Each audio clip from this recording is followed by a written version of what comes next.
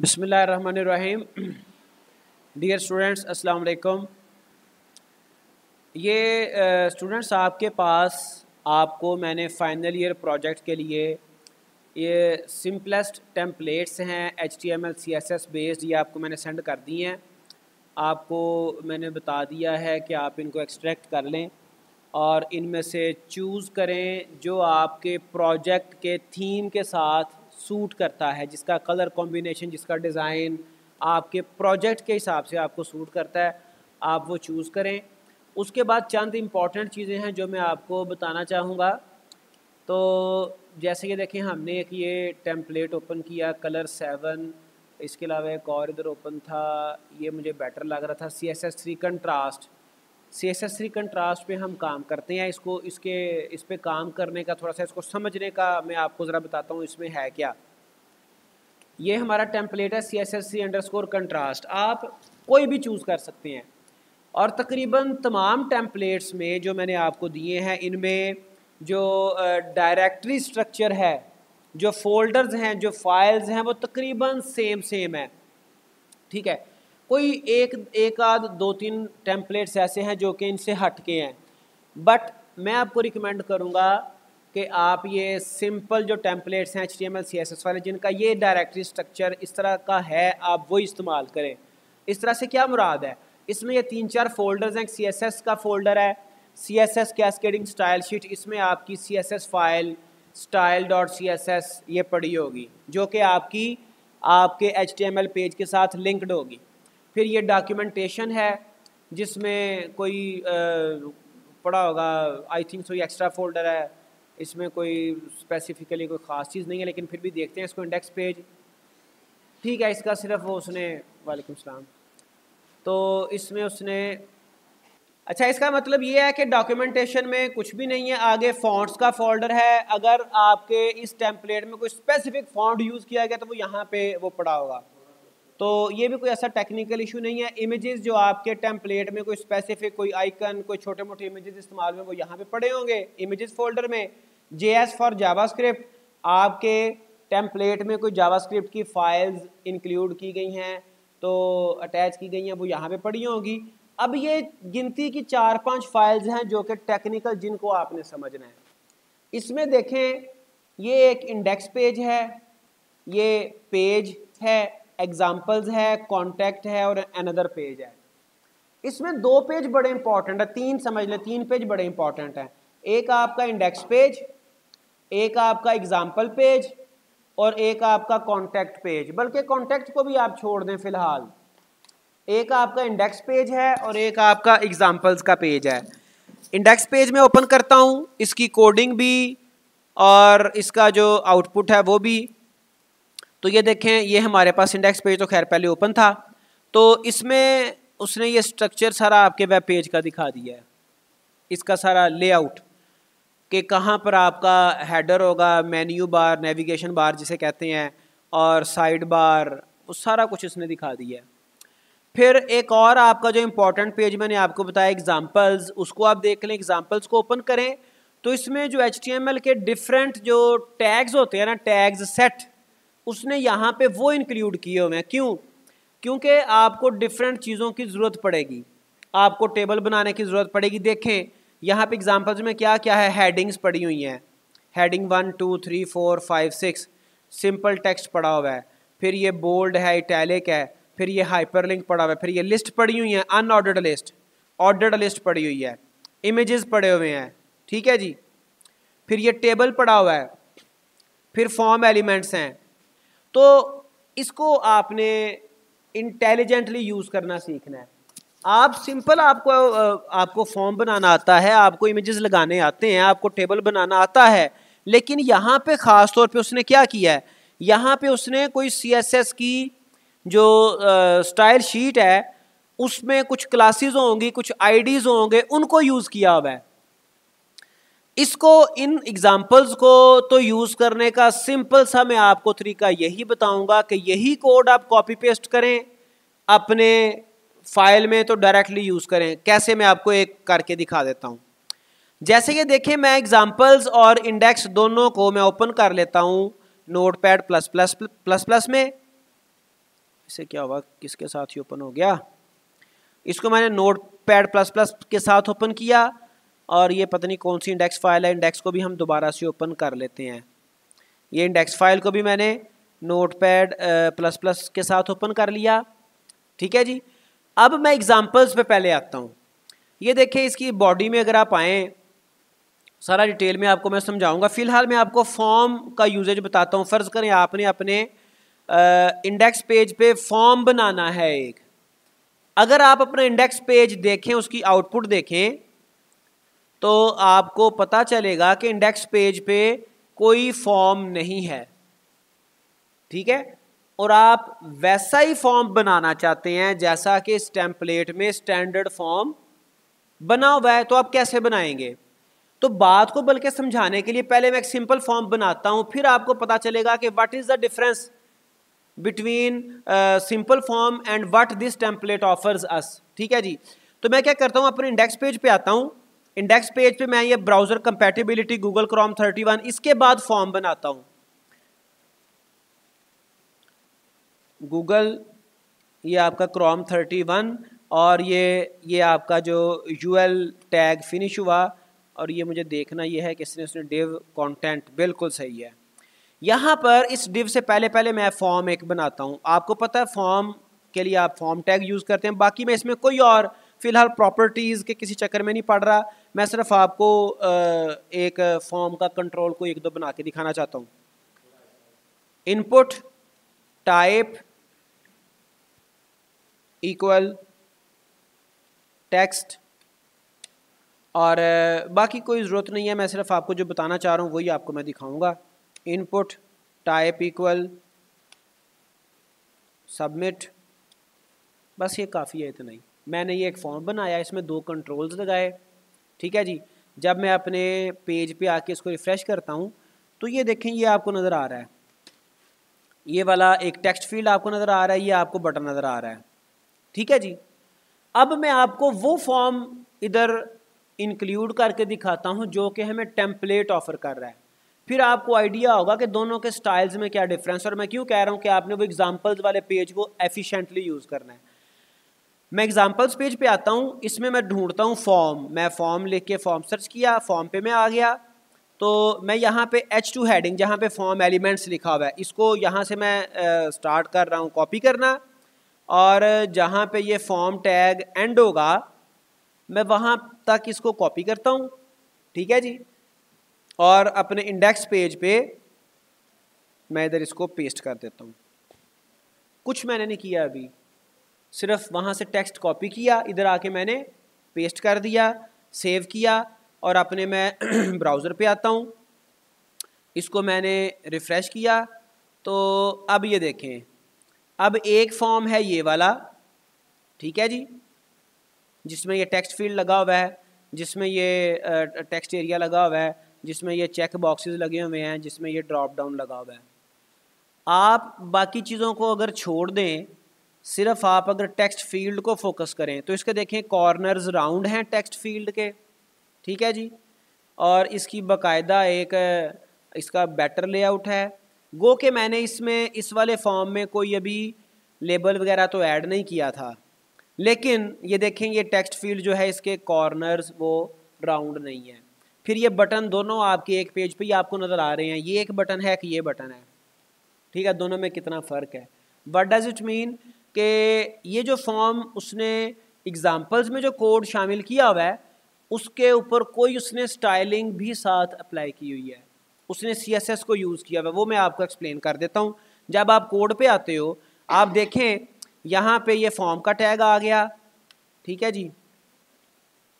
Form tag के बाद ये उसने एक डिव लगाई है, डिवीजन, और इसमें क्लास उसने ऐड की है। क्लास कौन सी? Form underscore settings. ठीक है जी। और ये जो फॉर्म अंडरस्कोर सेटिंग्स है, ये क्लास, इसकी सारी सेटिंग आपकी style.css में पड़ी होगी। अगर आप कहें तो मैं आपको वो भी दिखा देता हूँ, ताकि in case if you want to change style little bit तो आप कर सकते हैं। आप इसको स्टाइल को CSS फोल्डर में स्टाइल को आप ओपन करें नोटपैड के साथ, और यहाँ से आप सर्च कर लें फॉर्म अंडरस्कोर सेटिंग। तो मैं कीवर्ड लेके ये देखें, इस पे उसने डिफरेंट इसकी सेटिंग्स बताई हैं, इसका मार्जिन, इसके पैडिंग, इसका स्पैन और डिफरेंट सारी इनपुट और टेक्स्ट एरिया और ब्ला ब्ला ब्ला। ठीक है जी, तो सारी सेटिंग उसने यहाँ पे एक डिव बना ली। ठीक है, और डिव के बाद उसने क्या किया है, ये आपका स्टाइल, ये आपका इंडेक्स। उसके बाद आप देखें उसने पैराग्राफ ऐड किया है, उसमें एक स्पैन का टैग यूज़ किया है और स्पैन उसने क्लोज किया टैग। फिर यहाँ पे इनपुट जब उसने फील्ड लगाई तो ये सिंपल आपकी फील्ड लगी, इसमें कोई ऐसी रॉकेट साइंस नहीं है। असल क्या किया उसने, वो फॉर्म सेटिंग क्लास उसने डिव और उसमें क्लास फॉर्म सेटिंग वो इंक्लूड की। उस फॉर्म सेटिंग के अंदर आपके फॉर्म के तमाम किस्म के कंट्रोल्स को उसने अप्रोप्रिएट वे में स्टाइल किया हुआ है। बात समझ आई? अच्छा, अब इस फॉर्म को आप इन्हांस करना चाहते हैं, इसमें कोई और नई फील्ड ऐड करना चाहते हैं। देखें उसने ये टेक्स्ट फील्ड एक ऐड की है, आप इस एक टेक्स्ट फील्ड की बेस पे पासवर्ड फील्ड या मल्टीपल टेक्स्ट फील्ड आप ऐड कर सकते हैं। कैसे? आप इसको, ये मैंने एक लाइन ऑफ कोड को कॉपी किया, ये मैं इधर पेस्ट करता हूँ। तो यहाँ पे उसने लिखा था फॉर्म फील्ड एग्जाम्पल, मैं यहाँ पे लिख लेता हूँ, ये जो टेक्स्ट है इसकी जगह मैं लिखता हूँ पासवर्ड। ठीक है जी, इनपुट टाइप टेक्स्ट की जगह पे मैं लिख देता हूँ पासवर्ड। इसका नेम क्या मैं रखता हूँ, इसका मैं नेम रख देता हूँ पास। इसकी वैल्यू तो कोई भी नहीं आनी। यहाँ पे एक मैं एक और प्लेस होल्डर ऐड करता हूँ प्रॉपर्टी, जो कि मैंने आपको पहले बताई भी थी। प्लेस होल्डर क्या करती है, आप यहाँ पे लिखेंगे एंटर योर पासवर्ड एनीवे। तो ये आपने एक नई फील्ड ऐड करवा ली। अगर आप अपनी आउटपुट पे जाएंगे पेज पे, तो आप इसको रिफ्रेश करेंगे तो आप देखें ये पासवर्ड फील्ड एक ऐड हो गई। इस तरह से आप अपने फॉर्म को अकॉर्डिंग टू योर रिक्वायरमेंट, जो आपका प्रोजेक्ट की रिक्वायरमेंट है, जैसा फॉर्म उस पर डिज़ाइन करना है वैसा आप फॉर्म डिज़ाइन कर सकते हैं। देखें सारे उसने इसके जो आपके फॉर्म की जो कंट्रोल्स हैं वो तकरीबन सारे दे दिए। टेक्स्ट फील्ड आ गई, पासवर्ड आप उससे बना सकते हो, टेक्स्ट एरिया आ गया, चेक बॉक्स आ गया, रेडियो बटन आप ऐसे ही ऐड कर सकते हो, रेडियो बटन को इसी वे में आप ऐड कर लोगे, ड्रॉप डाउन आ गया, बटन आ गए। ठीक है जी, तो वैसे भी आपने HTML CSS रीजनेबल आपने की हुई है, तो उसको अपने प्रीवियस नॉलेज को यूज़ करते हुए आप अपने टेम्पलेट को जो है वो इफेक्टिवली बना सकते हैं, डिज़ाइन कर सकते हैं। तो ये मैंने आपको एक एग्जांपल दिया फॉर्म की। फॉर्म के अलावा टेबल भी है, टेबल के अलावा आपकी लिस्ट हैं, जितने भी आपके इंपॉर्टेंट जो है वो चीज़ें वो उसने एग्जांपल्स में दे दी हैं। ठीक है, तो ये तो हो गया आपका मतलब एक पेज बनाना। अब दूसरी बात यह है कि चूंकि आपने प्रोजेक्ट बनाना है, प्रोजेक्ट आपने सिर्फ वो एक आपका डिज़ाइन नहीं है, आपका पूरा एक डेटाबेस आपने मैनेज करनी है। जो आपके लेवल का प्रोजेक्ट है उसमें मेन काम ही डेटाबेस को मैनेज करने का होता है। PHP जो हम मतलब कर रहे हैं करेंगे। तो आपकी ये फाइल्स हैं HTML सारी की सारी, यहाँ पे इस फोल्डर में अगर आप आएँ तो सारी फाइल्स HTML की हैं, सिर्फ एक फ़ाइल आपकी PHP है कॉन्टैक्ट वाली। आपको मैंने ये कहा था कि आपने एक स्टैंडर्ड पेज बना लेना है, एक स्टैंडर्ड पेज आपने बना लेना है और उसी को आपने लेटर ऑन यूज़ किया करना है। मैं क्या करता हूँ, ये आपकी इंडेक्स पेज है ना, आपका इंडेक्स पेज, इसको मैं सेव एज़ करता हूँ स्ट्रेट अवे। सेव एज़ कर रहा हूँ, इंडेक्स नाम इसका इंडेक्स ही रहेगा, टाइप इसकी सेव एज़ टाइप। सबके पास Notepad++ बड़ा ये रीज़नेबल सा बड़ा अच्छा ये आपका एडिटर है। ठीक है जी, टेक्स्ट एडिटर, और मतलब जिसे कहते हैं ना कि लाइट वेट एडिटर्स में से अच्छा है, तो ये सबके पास होगा। आप सेव एज़ टाइप में आपने PHP सेलेक्ट करना है, PHP hyper text pre processor file. Save as आपने किया तो आपकी फ़ाइल देखें index.php इसकी एक्सटेंशन हो गई, पहले .html थी। और आप अपने फोल्डर पे आओगे तो यहाँ पे एक index.html index.php फाइल एक नई बन भी गई है। तो आप इसी पे ही काम करें। ठीक है, चाहे आप क्या करें, इसकी एक एक्स्ट्रा कॉपी बना लें और उस कॉपी को आप नाम दे दें स्टैंडर्ड। ठीक है जी, स्टैंडर्ड पेज है ये आपका बन गया। जब आपने कोई भी नया पेज बनाना है इसी को यूज़ करना है, लेकिन इसमें 2-4 और टेक्निकल चीज़ें वो मैं आपको बताता हूँ पहले, बल्कि वो बता लूँ फिर ये स्टैंडर्ड हम बना लेंगे, स्टैंडर्ड बाद में क्रिएट करेंगे। 2-3 और टेक्निकल चीज़ें हैं जो आपको मैंने बताना अभी जो आपके लिए ज़रूरी हैं। अच्छा, ये तो हो गया आपका, आपने पेजेस को HTML की बजाय PHP में अपग्रेड करना है, अदरवाइज आपका PHP का कोड इसके ऊपर रन नहीं हो सकता। ठीक है जी। अच्छा, अब हमने एक नया पेज index.php क्रिएट कर लिया, तो अब डेफिनेटली ये जो हमने HTML फाइल ओपन की हुई है, चाहे इसको आप क्लोज कर दें या इकट्ठे में ओपन करके आपको दिखा देता हूँ। अब दूसरा यहाँ पे प्रॉब्लम ये आना है आपको कि ये जो आपकी PHP फाइल है ये आप स्ट्रेट फॉरवर्ड ओपन ही नहीं कर सकते। आपने इसको ओपन करना है तो आपको एक सर्वर चाहिए, लोकल सर्वर, जैसे वैम्प या जैम्प। तो मेरे पास वैम्प सर्वर इंस्टॉल है, मैं वो स्टार्ट कर लेता हूँ। आपके पास भी डेफिनेटली कोई ना कोई सर्वर इंस्टॉल होगा, अगर नहीं है तो वो आप कर लें। तो ये जो PHP फाइल है ये आपकी सर्वर के साथ ओपन होनी है। मैंने सर्वर ही ओपन किया, ये नोटिफिकेशन एरिया में बार में आप देखें यहाँ पे ये मुझे वैम्प सर्वर ओपन हो के उसका कलर ग्रीन हो जाता है, वो सैम्बल आ गया, मुझे नोटिफाई हो गया। लोकल होस्ट में ओपन करता हूँ जो कि लोकल सर्वर का नेम है। अब इस लोकल होस्ट में हमारा जो जहाँ पर पड़ा हुआ है ये टेम्पलेट, ये पड़ा हुआ है टेम्पलेट्स के फोल्डर में। हम यूँ करते हैं कि ये वाला जो फोल्डर है ना, ये उठा के हम अपने जो हमने अपनी क्लास का फोल्डर बनाया वहाँ पे रख लेते हैं। इसको, ये मेरा कंट्रास्ट था और इसको मैंने कॉपी किया, इसको मैं लेके जा रहा हूँ। हमने अपनी क्लास का फोल्डर बनाया था 0SCC प्रोजेक्ट के नाम से, 0SCC प्रोजेक्ट, और यहाँ पे मैं इसको पेस्ट करता हूँ और इसको मैं कर लेता हूँ, इसको नाम दे देता हूँ प्रोजेक्ट का। अच्छा, अब जब मैंने लोकल सर्वर से इसको ओपन करना है तो सबसे पहले मैं क्या करूँगा, अपने प्रोजेक्ट को लोकेट करूँगा। ये वाला जो मेरा लोकल होस्ट है ये किसको बाय डिफ़ॉल्ट ये किसको लोकेट कर रहा होता है, ये आपका वैम्प सर्वर की बात कर रहा हूँ। जो वैम्प सर्वर है ये अगर आप देखें तो C ड्राइव में वैम्प फोल्डर है, जो आपने वैम्प इंस्टॉल किया उसके अंदर एक www का फोल्डर है। लोकल होस्ट www को रेफर कर रहा होता है। इसके अंदर आपने देखना है आपके प्रोजेक्ट वाला फोल्डर कौन सा है, वो है 0SCC प्रोजेक्ट, और उसके अंदर फिर एक फोल्डर है प्रोजेक्ट का। तो ये देखें 0SCC प्रोजेक्ट, इसमें मुझे ये फाइल्स नज़र आएंगी डिफरेंट, और जो फोल्डर है वो ये कहीं पड़ा होगा बहरहाल / के बाद फिर मैंने प्रोजेक्ट लिखना है जहाँ पे मेरे प्रोजेक्ट की फाइल्स पड़ी हुई हैं। तो ये इंडेक्स पेज उसने ओपन कर दिया। अब मुझे ये श्योर नहीं है कि इसने index.html ओपन किया है या index.php, लेकिन दोनों में फ़र्क कोई नहीं है। आप इसको एक्सप्लिसिटली लिख के देख लें, index.php, ठीक है जी, वो भी सेम होगा। और अगर एक आप नया टैब ओपन कर लें यही लोकल होस्ट के साथ और फाइल ओपन करें index.html, तो आउटपुट उनकी सेम ही नज़र आएगी, आउटपुट सेम नज़र आएगी।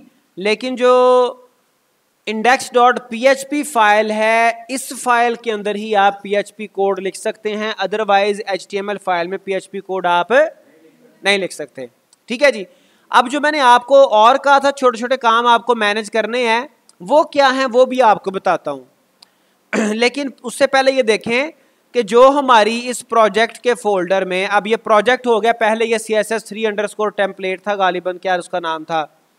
तो अब ये प्रोजेक्ट वाला इसका नेम इसका मैंने प्रोजेक्ट रख दिया। अब ये index.php के अलावा जो फाइल्स हैं ये आपकी एक्स्ट्रा फाइल्स हैं, इनको आप कहीं सेपरेट मैनेज कर लें। और इनमें ख़ास तौर पे आपको मैं बता चुका हूँ कि जो एग्ज़ाम्पल्स वाली फ़ाइल है वो आपको इम्पॉर्टेंट है, वो आपको चाहिए, लेकिन एग्ज़ाम्पल रह ही पीछे गई कहीं पे, कहाँ पे रह गई वो एग्ज़ाम्पल्स, वो टेम्पलेट्स वाले फोल्डर में चेक कर लूँ, उसमें तो थी पड़ी हुई कंट्रास्ट एग्ज़ाम्पल, कहीं मिस्टेकनली शायद डिलीट तो नहीं हो गई। चलो इसको हम कर लेते हैं, वो ब्राउज़र में ओपन है, वहाँ से हम उसको सेव एज़ कर लेते हैं। इसमें ब्राउज़र कह रहा हूँ, इसमें ओपन है ये आपकी एडिटर में एग्ज़ाम्पल्स। इसको मैं सेव एज़ करता हूँ, कहाँ पे करूँगा, as you now C drive में और www फोल्डर में, वैम्प में, फिर www फोल्डर में। फिर 0SCC प्रोजेक्ट मेरे क्लास वाले फ़ोल्डर का नेम है, और वो कहाँ पड़ा होगा, ये पड़ा हुआ है इसमें एक प्रोजेक्ट, और यहाँ पे मैंने इसको सेव करना है, और इसका नाम क्या होगा जी, एग्जाम्पल्स। ओके, अब मैं आपको ये बता रहा था कि जो आपकी एक्स्ट्रा फाइल्स हैं इनको आप चाहे एक सेपरेट फोल्डर में आप रख लें, अगर आपको ज़रूरत पड़ेगी तो आप इनको यूज़ कर सकते हैं। स्पेशली आपको एग्जाम्पल्स वाले फ़ाइल की ज़रूरत पड़नी है। इनको मैं यहाँ से उठा के तो एक्स्ट्रा फोल्डर में रख रहा हूँ। अच्छा जी, अब मेरे पास यहाँ पे सिर्फ index.php फाइल रह गई। यहाँ पर एक इम्पॉर्टेंट बात आपको जो मैंने कहा था छोटी छोटी चीज़ें और मैनेज करनी है, वो मैं आपको बताना चाह रहा हूँ। आप अगर इस टेम्पलेट को अगर आप गौर से देखें, वैसे तो हर टेम्पलेट में ये सेम रूल अप्लाई होता है। इस टेम्पलेट में अगर आप गौर से देखें तो आप जितने भी पेजेस ओपन इसके करेंगे ना, अभी तो मैंने सारे पेजेस सेपरेट रख दिए, लेकिन जितने भी आप इसकी कॉपीज, जितने भी पेजेस आप बनाओगे, हर पेज में ये जो टॉप पे आपको हेडर नज़र आ रहा है, ये जो आपको नेविगेशन बार नज़र आ रहा है, ये जो आपको लेफ़्ट साइड पे साइड बार नज़र आ रहा है, और ये जो आपको बॉटम पे ये वाला फुटर नज़र आ रहा है, ये सारे के सारे आपके इस वेब पेज के वो वाले एरियाज़ हैं जो कि कॉमन है, हर पेज पे ये आने हैं। ठीक है, तो बजाय इसके कि आप अगर आपको आपके वेबसाइट के, आपके प्रोजेक्ट पे वेबसाइट के फ़र्ज़ करें कि 50 टोटल पेजेस बनते हैं और आपको कोई फुटर में चेंजिंग करनी पड़ जाती है, साइड बार पे चेंजिंग करनी पड़ जाती है, तो आपको 50 पेजेस पे जाके चेंज करना पड़ेगा। इसका बेहतरीन तरीका ये होता है कि आप ये जो कॉमन आपके एरियाज़ हैं और तमाम प्रोजेक्ट में ये सेम रहेंगे, इनको आप सेपरेट फाइल्स बना लें, और सेपरेट फाइल्स फिर आप अपने मेन PHP पेज के ऊपर आप उनको इंक्लूड कर लें। और वो सेपरेट फाइल आप बनाओगे, जैसे मैं आपको बता रहा हूँ, मैं आपको लिख के थोड़ा सा एक्सप्लेन कर देता हूँ। फ़र्ज़ करें आपके 50 पेजेस है ना, उसमें कुछ 4-5 कॉमन एरियाज़ हैं, 5 आपने कॉमन एरियाज सेपरेट निकाल लिए। ठीक है, अब इन 50 पेजेस में आप ये 5 कॉमन एरियाज हर क्या करोगे आप, you will include these 5 common issues in all 50 files। ठीक है जी, हर फाइल में आप यही 5 जो कॉमन आपके एरियाज वाली फाइल्स है वो इंक्लूड करोगे। आप यहाँ से जाके आप जब कोई चेंजिंग करोगे ना, तो वो सारी वेबसाइट आपकी चेंज हो जाएगी, बजाय इसके कि आप 50 फाइल्स के ऊपर जाके 1 बाय 1 चेंज करें। अब करना कैसे है, इसके लिए आपको आपकी जो फाइल है index.php उसको थोड़ा सा एग्जामिन करना पड़ेगा, एनालिसिस करना पड़ेगा उसके कोड को। अच्छा, ये कह रहा है कि डोंट एग्जिस्ट हियर, नो, इसको आप क्लोज कर दें, हमारे पास हमने सेव कर ली। अच्छा, ये देखें, ये टॉप पे तो आपको पता है हमारे HTML में 2 मेन सेक्शंस होते हैं, एक आपका हेड है और एक आपका बॉडी है। हेड सेक्शन में हमने टाइटल टैग पढ़ा था, उसके अलावा आपके मेटा टैग आते हैं। लिंक, अगर आपने कोई एक्सटर्नल फाइल लिंक की हुई है वो यहाँ पे लिंक होती है। स्क्रिप्ट फाइल अगर आपने अटैच किया वो यहाँ पे हेड सेक्शन में अटैच होती है। उसके बाद आ जाता है बॉडी सेक्शन। बॉडी में अगर आप देखें तो ये एक आपकी डिव आ गई मेन। अब इसको अगर आप बॉडी सेक्शन को देखें, यहाँ पे एक डिव है जिसको उसने आईडी असाइन किया मेन। इसके बाद देखें ये उसने एक हेडर का एक टैग लगाया हुआ है। ये आपका हेडर कहाँ पे जा रहा है, इस हेडर को अगर आप एग्जामिन करो तो इसमें कुछ ये आपके ये देखें ये लिंक लगा हुआ है, फिर उसके अलावा कुछ टेक्स्ट लिखा हुआ है, और ये आपका डिव लोगो वाली जो डिव थी हेडर के अंदर वो क्लोज हो गई। उसके बाद एक और टैग लगा हुआ है हेडर के अंदर ही, नेविगेशन, NAV। ठीक है, इसमें आपका सारा नेविगेशन बार कौन सा है, ये वाला, ये जिसके ऊपर होम एग्जाम्पल वगैरह लिखा हुआ है। ठीक है, और ये था आपका उससे ऊपर लोगो वाला। तो ये लोगो, ये आपका जिसको उसने नाम दिया हुआ है डिव लोगो। ठीक है जी, और ये आपका नेविगेशन में सारी आपकी वो नेविगेशन बार इंक्लूड है, जिसको आप जो है वो मेन्यू बार भी कहते हो। और यहाँ पर ये आपकी नेविगेशन बार क्लोज हो रही है, और यहाँ पे ये आपका हेडर क्लोज हो रहा है। मैं क्या करता हूँ, सिंपल सा आप ज़रा बात को समझ लें। मैंने यहाँ से ये जो हेडर जहाँ पे फिनिश हो रहा है इसका कोड, यहाँ से मैंने इसको सिलेक्ट करना शुरू किया और जहाँ से हेडर इसका स्टार्ट हो रहा है वहाँ तक मैंने इस टेक्स्ट को सिलेक्ट किया और इसको मैंने कर दिया कट। ठीक है जी, इसको मैंने यहाँ से कट कर दिया। तो और मैं अपनी फ़ाइल को कर देता हूँ सेव। अगर आप अपने ब्राउज़र पे जाओगे, इस फाइल को आप रिफ़्रेश करके देखोगे तो ये आपका index.php, यहाँ पे ओपन कौन से index.php, अच्छा ये कहीं वहाँ से ओपन तो नहीं है आपके ये टेम्पलेट से ओपन है, ये आपके टेम्पलेट से ओपन है। तो इसको कट करने की ज़रूरत नहीं है। मैंने इस आपको पता है इस पूरे फ़ोल्डर को अपने क्लास वाले फ़ोल्डर में पेस्ट किया हुआ है, वहाँ से मुझे ओपन करना पड़ेगा बिकॉज़ वो मुझे रिज़ल्ट नहीं शो कर रहा है। इट मीन्स कि वो सेम फाइल ओपन नहीं थी। दोबारा मैं ओपन करता हूँ, बात आपको समझ आ गई। मैं शॉर्टली अपने हेडर वाले सेक्शन को कट करने लगा हूँ। पहले सेलेक्ट करूँगा, हेडर को मैंने सेलेक्ट किया, हेडर पूरा सेलेक्ट करके मैंने इसको कट किया, फ़ाइल को सेव किया। मैं अपने ब्राउज़र पे आता हूँ, रेलिवेंट फ़ाइल पहले ओपन नहीं थे, सिंपल सी बात। तो मैं इसको जब रिफ़्रेश करता हूँ तो आप देखेंगे इसका जो सारा हेडर वाला सेक्शन था वो यहाँ से रिमूव हो गया। बात समझ आई? अब मैंने करना क्या, वो मैंने कट किया हुआ है, वो मेरे पास क्लिप बोर्ड में मौजूद है सारा कोड। मैंने एक नई फाइल ओपन करनी है, ठीक है जी। उस पर ये कोड मैंने पेस्ट कर दिया जो मैंने कट किया था। इसको मैंने सेव करना है। सेव कहाँ पे करना है? अपने प्रोजेक्ट वाले फोल्डर में ही एक नया फोल्डर बना लें जिसको आप नाम दे दें इंक्लूड्स का। नाम क्या देंगे? इंक्लूड्स, ठीक है जी। उसमें मैंने ये फाइल सेव करनी है और इसका नाम आपका अप्रोप्रिएट होना चाहिए। मतलब क्या? इसका नाम आप हेडर रख दें, चूंकि इसमें सारी हेडर की इन्फॉर्मेशन ही है ना। और इसकी जो एक्सटेंशन है आप कुछ भी रख सकते हो, PHP रख लें तो भी चलेगा, अगर HTML रखोगे तो भी चलेगा। तो ये फाइल आपकी एक एक्स्ट्रा मैंने फाइल इंक्लूड्स में सेव कर दी। जो कॉमन सेक्शन था उसमें से एक सेक्शन मैंने निकाल के सेव कर दिया।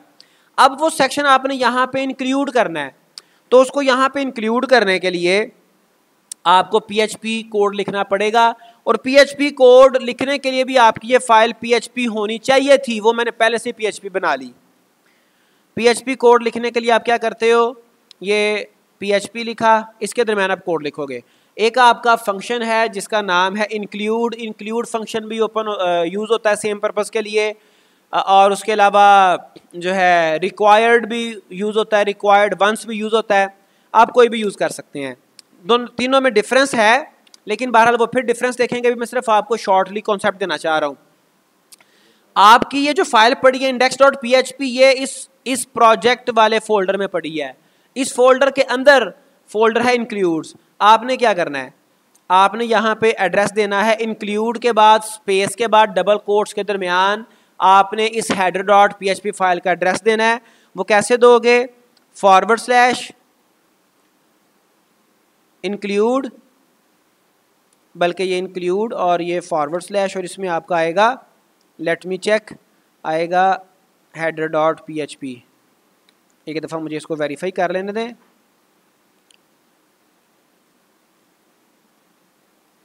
अच्छा जी, अब हमने ये इंक्लूड कर लिया। आप देखें तो PHP लिखा, इंक्लूड सिंपल एक फंक्शन है। इसमें आप पेयर ऑफ पैरेंथेसिस में सिंगल कोट्स के अंदर आप लिखते हो। चूंकि आपके फोल्डर के अंदर फोल्डर है तो ये आप / दोगे। इसका तरीका ज़रा समझ लें। / के बाद आपके फोल्डर का नाम आना है जिस फोल्डर में आप फाइल इंक्लूड करना चाह रहे हो, फिर / आएगी, फिर फाइल का नाम आएगा।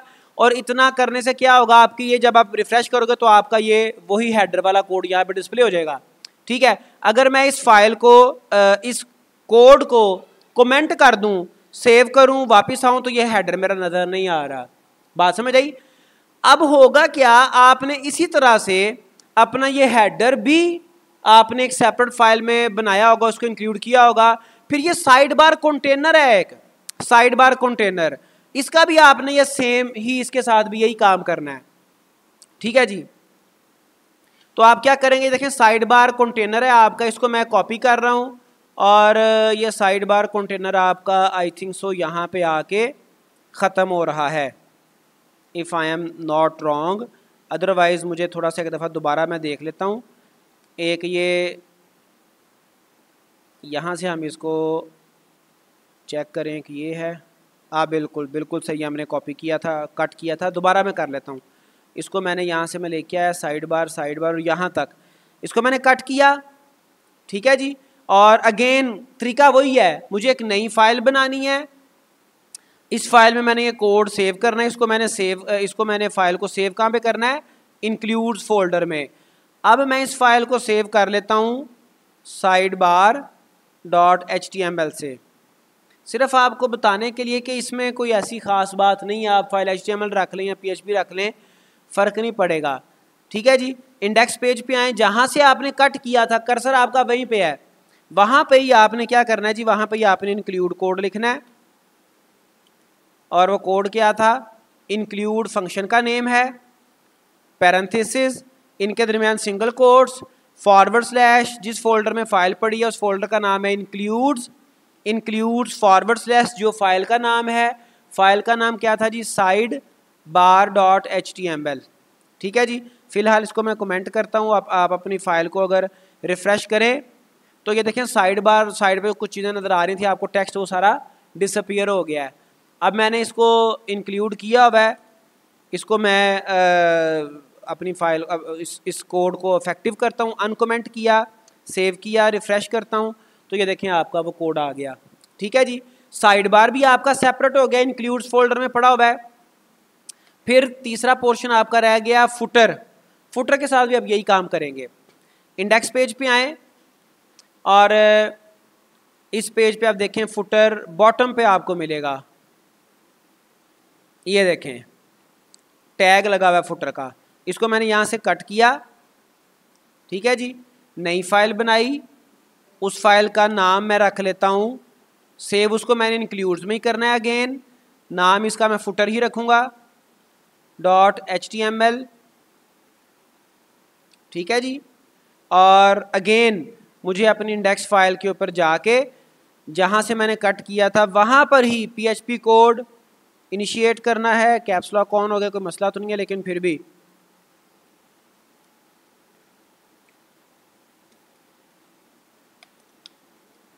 और यहाँ पे मैं इंक्लूड का फंक्शन लिखूँगा, include pair of parenthesis single quote // का मतलब यह है कि हम जिस फोल्डर में पड़े हुए हैं, जिस फोल्डर में ये इंडेक्स फाइल है उस फोल्डर के अंदर एक फोल्डर है // कौन सा फोल्डर है? उसका नाम है इंक्लूड्स। उस फोल्डर के अंदर एक फाइल है, उस फाइल का नाम है footer.html। तो इसको मैं अभी कमेंट करता हूँ, अपने मैं पेज को रिफ़्रेश करता हूँ तो आप देखें ये बॉटम पे आपका फुटर इस वक्त आपको नज़र नहीं आ रहा। जब मैं अपने कोड को इफेक्टिव कर रहा हूँ, अनकमेंट कर रहा हूँ, सेव कर रहा हूँ, रिफ़्रेश कर रहा हूँ तो आपको ये फुटर नज़र आ जाएगा। अब क्या होगा?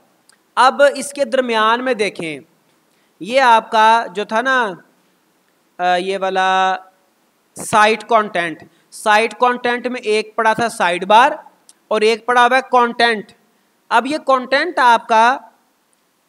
आपका वो वाला एरिया है जिसमें आपका मेन कंटेंट आना होता है, ठीक है जी।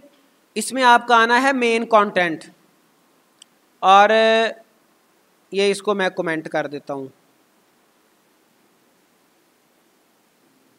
साइट कंटेंट नहीं, ये मैंने डिव को कमेंट किया, डिव तक नहीं आना, यहाँ तक आना है, ठीक है जी। अब इसको मैं कमेंट करके आगे चलता हूँ, देखता हूँ, इसको रिफ़्रेश करूँगा तो ये वाला जो मेरा एरिया ना, ये वेलकम से आता हुआ कहाँ तक, यहाँ तक वाला सारा कोड मेरे वेब पेज का मेन कंटेंट एरिया है। तो मैंने इसको कमेंट कर दिया है, ठीक है जी। ये देखें कमेंट किया हुआ है। इसको मैं जब रिफ़्रेश करूँगा तो ये वाला आपका एरिया वेकेंट हो जाना चाहिए। What is the problem hair?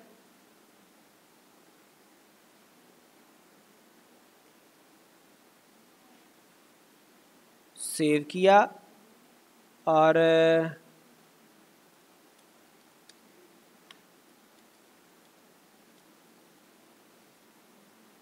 Refresh किया तो ये आपका जो था टेक्स्ट वो सारा डिसअपीयर हो गया। अब ये आपका, इसको चाहे आप डिलीट कर दें इस कोड को, ये आपका ज़रूरी नहीं था, ये मैं आपको बता रहा था कि ये आपका मेन कंटेंट एरिया है। अगर डिलीट करना है डिलीट कर दें, नहीं करना तो बाद में कर लीजिएगा। अब ये आपका वो स्टैंडर्ड एक पेज रेडी हो गया है। जब भी आपने कोई नया पेज बनाना है तो आप इसी इंडेक्स फाइल को एक इसकी कॉपी बना लें, कोई भी उसको नाम दे दें, जैसे मैंने स्टैंडर्ड का नाम पहले दिया था, तो उसी फाइल को आप सेव एज कर लिया करें जो आपको फाइल चाहिए होगी। इसमें मजीद एक काम रह गया सिर्फ, वो ये कि ये जो आपने बनाया था ना ये हेडर, इसमें आपकी नेविगेशन फाइल्स, ये पूरा नेविगेशन बार आपका लगा हुआ है। यहाँ पे अब आप जो भी नया पेज बनाओगे जो आपने इसके साथ अटैच करना है, उसकी एक्सटेंशन जाहिर बात है .php ही आएगी, बिकॉज आपकी जो फाइल्स हैं PHP फाइल वही डेटाबेस के साथ इंटरेक्ट कर सकती हैं। ठीक है जी, तो ये काम आपने करना है। एक पेज में आपको बना के वो दिखा देता हूँ कैसे। ये देखें, ये इंडेक्स पेज को मैं कॉपी पेस्ट करता हूँ और इसका मैं नाम, जो नई फाइल बनी है उसका नाम मैं रख देता हूँ स्टैंडर्ड। ठीक है जी, अब ये मैं एक यहाँ पे नेविगेशन बार में एक मैं इधर लगाता हूँ standard.php और इधर मैं लिख देता हूँ स्टैंडर्ड। ठीक है जी, ऐसे ही जितने भी आपने वो बनाने होंगे अपने नेविगेशन बार के लिंक्स वो आप बना लोगे। फिलहाल मैं सिर्फ आपको ये एक्सप्लेन कर दूं। देखिए मैंने चेंजिंग कहाँ पे की है, header.php में, और वो header.php index.php में इंक्लूड थी। इसको मैं आके रिफ्रेश करूंगा तो होम की जगह पे स्टैंडर्ड आ जाएगा। स्टैंडर्ड को ओपन करूंगा तो फिर वो यही standard.php पेज भी यही है। बात समझ आई? तो इस तरह से आप ये नेविगेशन बार को अपने को अपडेट कर लोगे तो ये आपका सिंपल सा तरीका है टेम्पलेट को यूज़ करने का। बाकी इसके बाद फिर आप अपने पेजेस रेडी करोगे अपने प्रोजेक्ट के हिसाब से, फिर उसमें आप अपने फॉर्म्स बनाओगे। ठीक है जी, जिनके ज़रिए से यूज़र से इनपुट लेके आपने डेटाबेस में सेव किया करना है, और कहीं पे आपने रिपोर्ट्स बनानी है वो आप डाटा डिस्प्ले करवाओगे एंड सो ऑन। बाकी हम इंशाल्लाह फिर देखेंगे। आज के लिए इतना ही। टेक केयर, अल्लाह हाफिज़।